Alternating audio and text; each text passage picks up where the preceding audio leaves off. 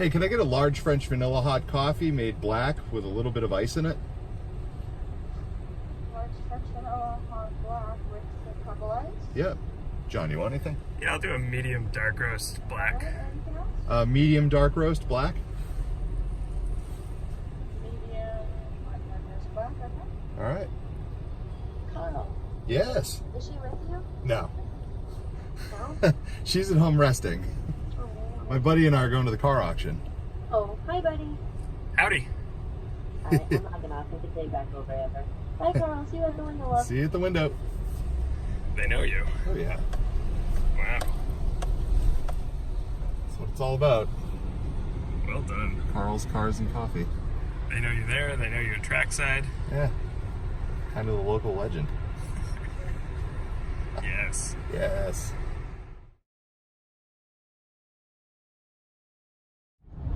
So, let's talk about the 900. Yes. What's your strategy today? My strategy is to, well, first of all, hope that nobody knows what the hell it is. Because it seems like, I mean, at this particular auction, there's very few Saabs. Used to be, back in the day, you look at the listings, there'd be dozens at any given time, because every dealership and, like, you know, the local NPR station and, like, all the charities would, you know, shuffle all their Saabs off to this auction, and people were picking up, you know, old 900s, 9000s, even some new gen 900s for, you know, pennies on the dollar, with very minimal problems, as it typically goes. And, you know, we know how it goes, and hell, I might even be guilty of this like 20 years ago. You know, people would divest of their, you know, 900s for, you know, the most trivial of problems. Like my first Saab, my 89 900, I'm fairly certain the transmission wasn't ever broken on that thing, but the front motor mount didn't let go, and it was just popping out a third. So I have no way of knowing. I can't go back and kick 17-year-old Carl's ass, you know, and say, hey man, you know, fix it, because there won't be many around in 20 years. Because that's what we're dealing with today. And as it stands, the car we're going to see and hopefully take home with us is a 1994 900 Turbo Commemorative Edition convertible.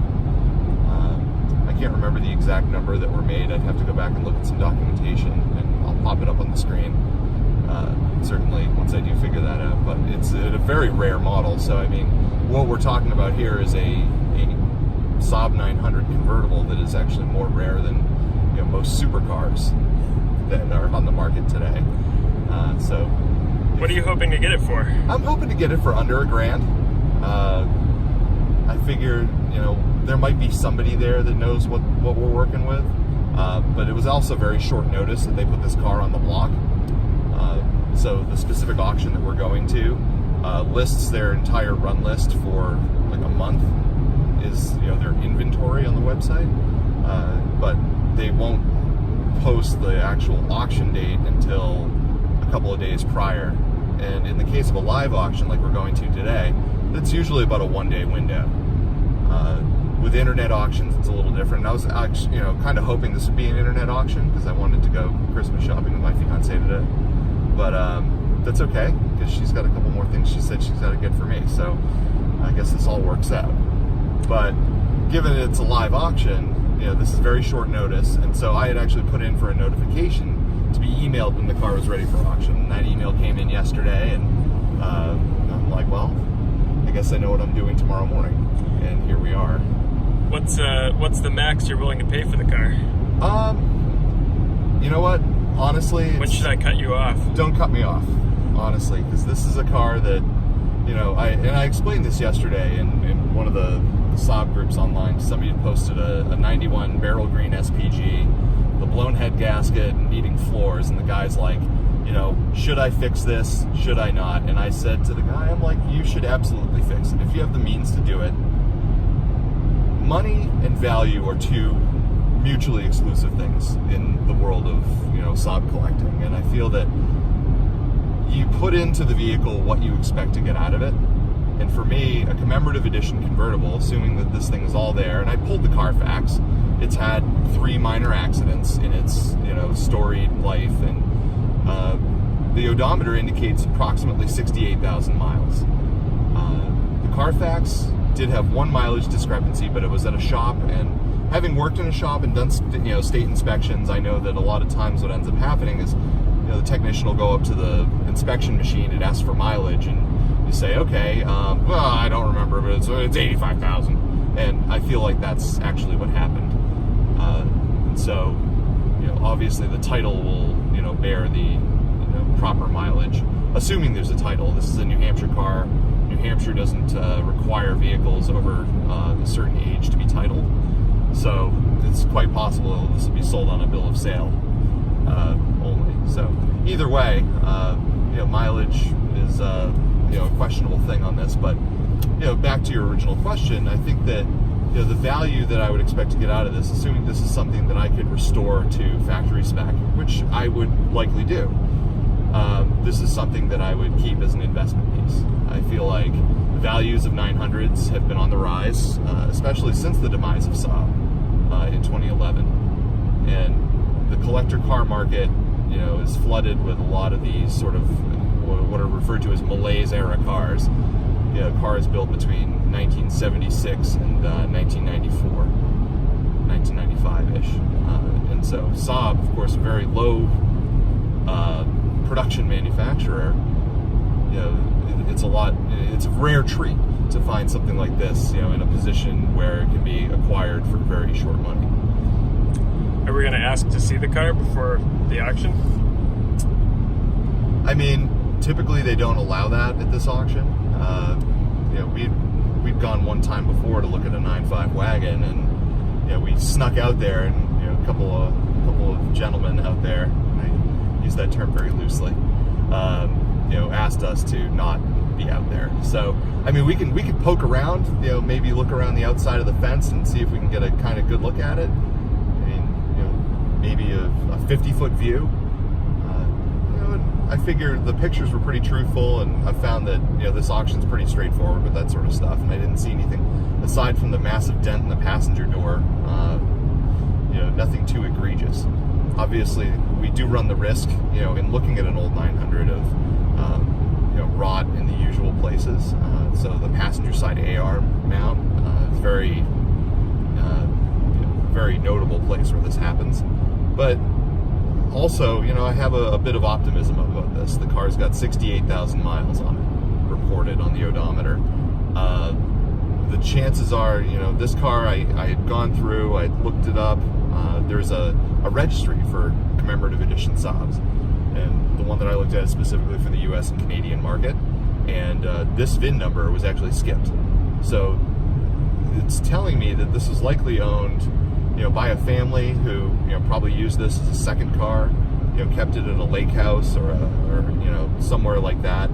It's very popular around here, and I know a lot of people who owned 900 convertibles back in the day. When I worked at the dealership 20 years ago, people really weren't using them as daily drivers. They kept them as, a summer car, and they kept them at the lake house, which is a very common thing here in New Hampshire, given the lakes that we have. So I think that what we're always going to be at the risk of is the A-arm rot, which is fixable. Don't let anybody tell you it's not fixable, because anything's fixable in these cars if you've got the skills, the resources, and I mean, it comes back to money again, but there is that mutual exclusivity between the value you put into one of these cars and what you intend to do with it and what you intend to get out of it. Like, there's a Nikki, my fiance, she asked, are there any other Saabs that are going at the auction today? I said, yeah, there's a 2001 9.5 that's a non-runner, which means that that's one of the first cars they're going to auction off. There's a good chance that if I was really, and I said to her, I said, babe, if I'm feeling really saucy, I might come home with two cars.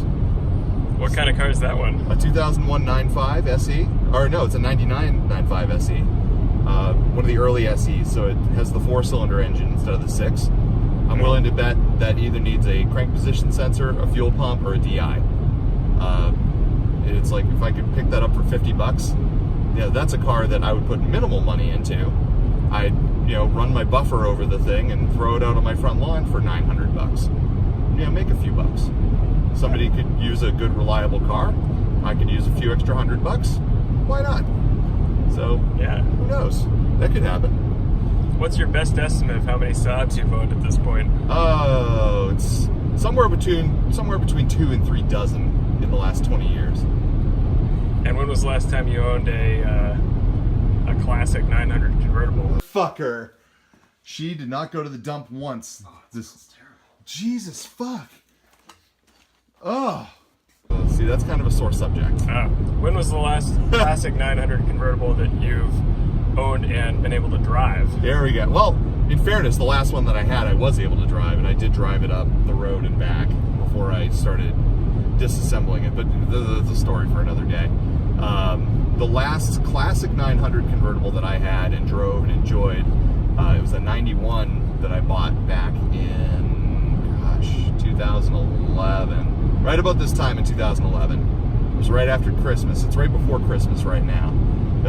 It was like that week between, Christmas and New Year's, and I was working because the job that I had didn't, want to give time off because I was in a customer-facing support position, and they needed people to be there. But I remember I was on Craigslist one day because it was slow. I worked for an enterprise, software company that, basically anybody that's in the business knows that, technology basically stops, the day before, the weekend before Christmas, like it is right now. So I saw this 91 900 Turbo in black. It needed an interior. It was like really torn up. And, from the pictures it looked good. And I'm like, well, okay. They're asking a lot. They're asking like $1,200. I'm like, and at that point I was willing to spend that kind of money if it was all there. But I got out there and the car had some shoddy body work on the passenger side rear quarter, and basically what ended up happening was I got the thing home and I was starting to look at the rust on the car because I knew that it was January at the point that I got the car home. So it was in Peterborough, New Hampshire, and I drove it home, which was great. My friend Allison followed me out there, and we ferried it back to Stratham, and it was just it was a harrowing drive because it was on semi-slick tires in the snow, and anybody that knows Route 101 west of Manchester, it can be dicey. I came home from Keene yesterday. Jeez, yeah, So I bring the thing back and I start picking away at it, and there's like an inch of Bondo filling in this massive dent on the side of the car, and it had rotted all underneath the Bondo. And classic 900, it's going to rot on the fender edges if there's anything encapsulating dirt or moisture in there. So 900s that weren't taken care of early in their life, this manifests as bubbling paint. This was just like, it was just cracking off. So it was an exceptionally warm January, and I had actually pulled that all down back to bare metal, and I cut a section out of another 900 at a friend's shop and welded in a new quarter panel, and rattle canned it black. I mean, obviously paint is not my forte. I'd like to learn more.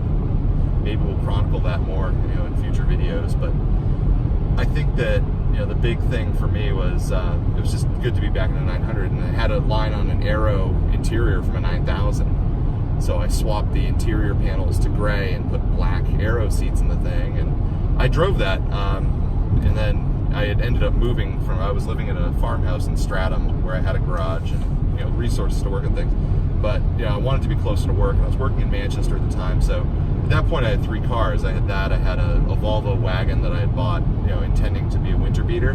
Then I had a 2007 Nissan Altima that I felt was I had bought because I was commuting. I wanted the good gas mileage, and parts availability for Saab was pretty lacking at that point, so I went and spent the whatever amount of month it was on that. It was cheap and cheerful, but I tried selling it. I ended up keeping it much longer than I ended up intending. But I moved to an apartment in Manchester where I had 3 cars, and one day the Volvo and the Saab were towed out of there, and in towing the Saab out, it broke. They must have jarred the powertrain just right. It actually severed the shift linkage, and at that point I was just like, that's it. Like, I had so little money into that car that I was like, what, maybe this isn't what I need in my life right now. Is that the car that you helped me, you transported my bicycle from Brookline to Cambridge in? Sure was. With the top down and the... We had a lot of fun that summer. But yeah, that was the same car. Huh. Anyway, yeah, let's go see what we can do at the auction. All right.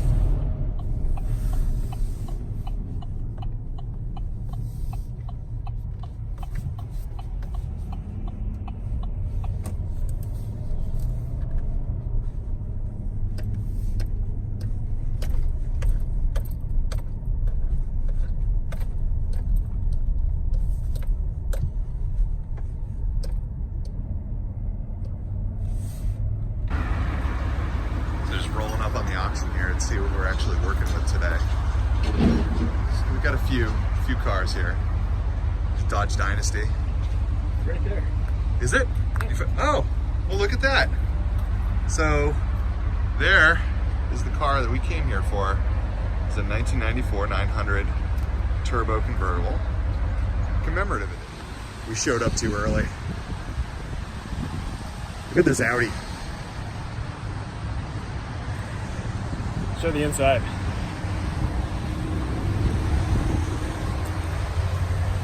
CDs are cool, but apparently mold is cooler. Yikes.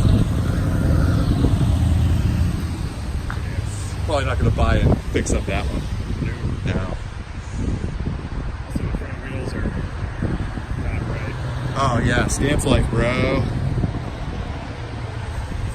Subaru XT. It's a shame it's automatic, and it's a shame it needs a motor. Turbo? Oh yeah.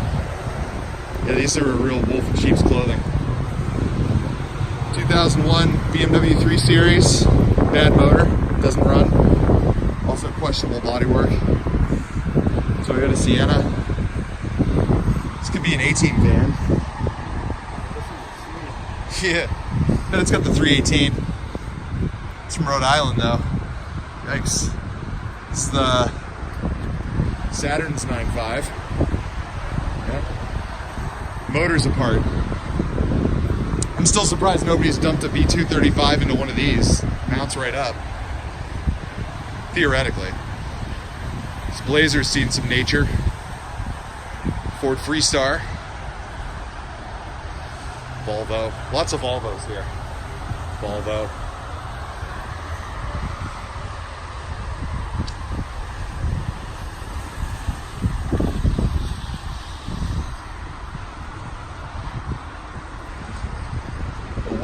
What do we have back here?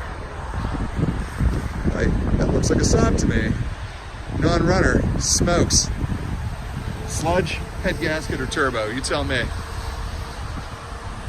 Maybe we'll find out. Volvo. I wonder if this one comes with a free case of PBR. Artisanal and bespoke. This Saab's seen some things. 03. Ugh, first model year. Motor's apart. Oh no. Welcome to Camp Auto Auction. This sounds going to work for you. We got a few more items next to the podium under the red light. Yes, it is. Okay. 3 on the corner. 3 on the 345, 325, 350, 350, 325, 325, 1, 20. Go 325.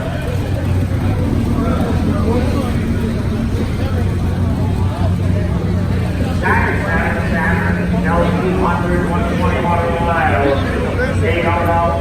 7, 600, 5 and out. 5 and out, 5 and out, 5 and out, 5 and out,